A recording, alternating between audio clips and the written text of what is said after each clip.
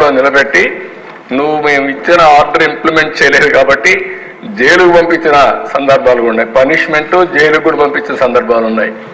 ఒక దుర్మార్గుడి పాలనలో అధికార యంత్రాంగం ఏ విధంగా నిర్వీర్యమైపోతుంది, అధికారులు కూడా మానసిక క్షోభ ఏ విధంగా అనుభవిస్తారో చేయని తప్పుకి.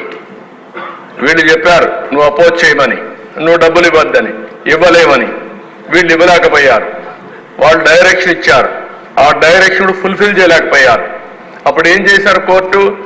ఎవరైతే కన్సర్న్ ఆఫీసర్ ఉన్నాడో ఆ ఆఫీసర్ని కంటెంప్ట్ కింద జైలు పంపిస్తున్నారు, పనిష్మెంట్ ఇస్తున్నారు. అంటే ఎక్కడికి పోతున్నాం? అదే అడ్మినిస్ట్రేషన్ చేసినటువంటి దుర్మార్గమైన పాలన. ఒకటి రెండు తప్పులుంటే కరెక్ట్ చేసుకుంటాం.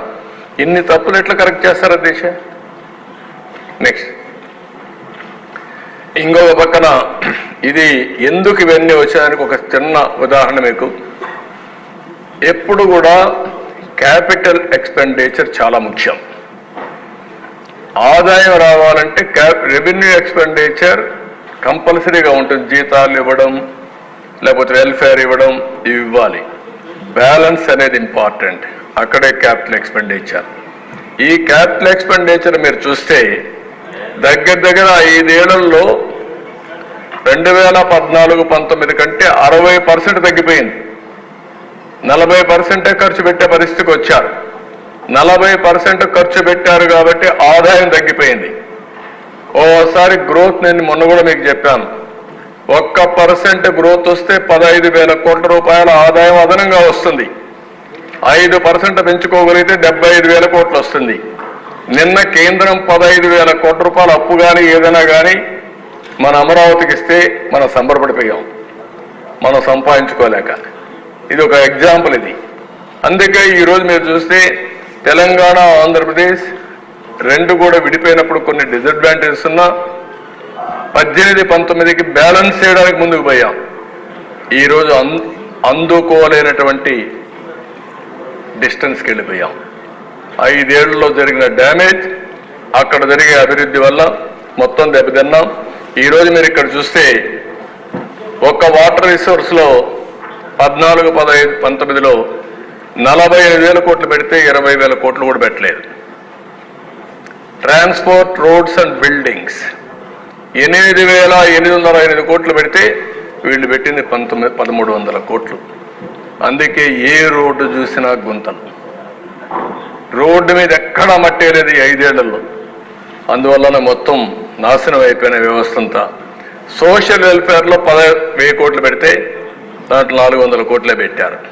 Women, child, differently abled and senior citizen 357 కోట్లు పెడితే 186. ఇన్ఫర్మేషన్ టెక్నాలజీ, ఎలక్ట్రానిక్స్ అండ్ కమ్యూనికేషన్కి 289 కోట్లు పెడితే ఒక్క పైసా పెట్టలేదు. ఇండస్ట్రీస్ అండ్ కామర్స్ 1142కి 965. ట్రైబల్ వెల్ఫేర్ 609కి 229. ఇన్ఫ్రాస్ట్రక్చర్ అండ్ ఇన్వెస్ట్మెంట్ 732కి 372. అంటే క్యాపిటల్ ఇది వచ్చినప్పుడు ఆ హెడ్స్లో క్లాసిఫికేషన్ ప్రకారం పెట్టాం. ఇంకా కొన్ని మిస్ అయి ఉంటాయి, అవి కూడా కరెక్ట్ చేసుకోవాలి. ఓవరాల్గా మేజర్ హెడ్స్ ఇక్కడ చూపించడం జరిగింది. నెక్స్ట్ ఇది ఒక డిపార్ట్మెంట్ మీకు చూపించాం. వాటర్ రిసోర్స్ డిపార్ట్మెంట్లో సాగునీటి ప్రాజెక్టులో 14-19, 19-24కి 57% తగ్గిపోయింది. అంటే 47,500 నుంచి 20,700 పడిపోయింది. ఒక్క ట్రాన్స్పోర్ట్, రోడ్స్ అండ్ బిల్డింగ్స్ 85% తగ్గిపోయింది. అంటే 8,800 నుంచి 1,300కు పడిపోయింది. అందుకే ఇన్ఫ్రాస్ట్రక్చర్ ఎప్పుడు దెబ్బతింటుందో ఆటోమేటిక్గా అభివృద్ధికి కూడా సెట్ బ్యాక్ వస్తుంది. అదే ఈ రాష్ట్రంలో జరిగింది.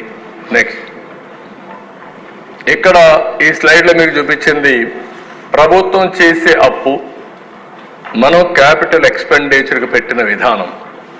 14-19లో 59% మనం ఖర్చు పెట్టాం.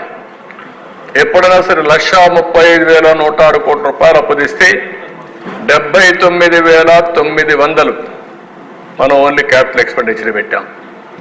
వీళ్ళు అప్పు తీసుకొచ్చింది 3,06,606 కోట్ల రూపాయల రికార్డులు చూపించారు.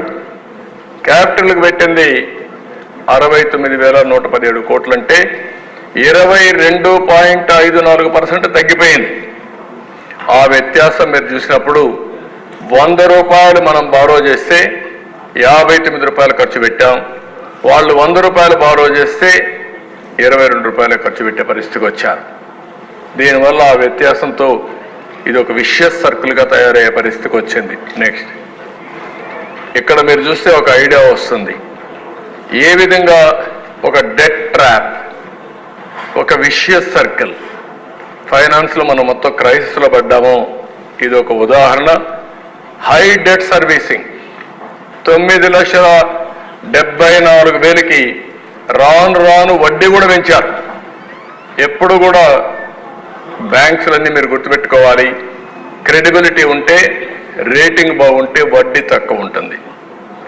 ఎవరైనా అప్పులు అడిగిన వాళ్ళు అట్నే ఉంటారు. తిరిగి ఇస్తారని నమ్మకం ఉంటే వడ్డీ తక్కువ ఇస్తారు, ఎందుకంటే సేఫ్ కాబట్టి. నువ్వు తిరిగి పే చేయలేవనే అనుమానం వస్తే వడ్డీ పెంచుకుంటా పోతారు. అదే ఇక్కడ జరిగింది. ఓ దగ్గర 2%, 3%, 4% హై ఇంట్రెస్ట్ రేట్లు వచ్చాయి. ఆ విధంగా మనకు అప్పులు కట్టడం, వడ్డీ కట్టడం చాలా సమస్యగా తయారవుతుంది. ఇంకొక పక్కన డిక్రీజ్ ఇన్ క్యాపిటల్ ఎక్స్పెండిచర్ తగ్గింది, బాగా ఖర్చులు తగ్గాయి. దీనివల్ల ప్రొడక్టివ్ ఎక్స్పెండిచర్ పెట్టలేకపోయారు, ఇన్వెస్ట్మెంట్లు పెట్టలేకపోయారు. దీంతో ఆదాయం తగ్గిపోయింది. మళ్ళా హైయర్ ట్యాక్సెస్కి వెళ్ళారు, మోర్ బారోయింగ్స్కి వెళ్ళారు. దానివల్ల మళ్ళా ఈ సైక్లింగ్గా పెరిగింది కానీ, క్రైసిస్ పెరిగింది కానీ సమస్య పరిష్కారం కాలేదు. దీనివల్ల మళ్ళా ఫండ్స్ డైవర్ట్ చేశారు, ఆస్తులు తాకట్టు పెట్టారు. కడాన సెంట్రల్ స్పాన్సర్డ్ స్కీమ్స్ ఏవైతే ఉన్నాయో మనం